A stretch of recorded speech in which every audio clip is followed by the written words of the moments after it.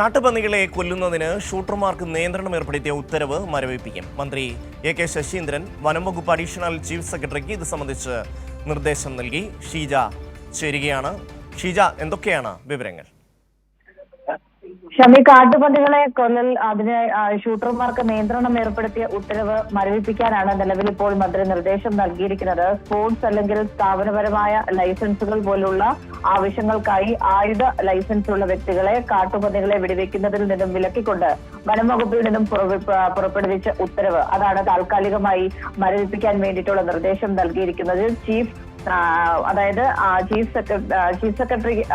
സെക്രട്ടറിക്കാണ് ഇത് സംബന്ധിച്ചിട്ടുള്ള നിർദ്ദേശം നൽകിയിരിക്കുന്നത്. അതായത് വനംവകുപ്പിന്റെ അഡീഷണൽ ചീഫ് സെക്രട്ടറിക്കാണ് ഇത് സംബന്ധിച്ചിട്ടുള്ള നിർദ്ദേശം നൽകിയിരിക്കുന്നത്.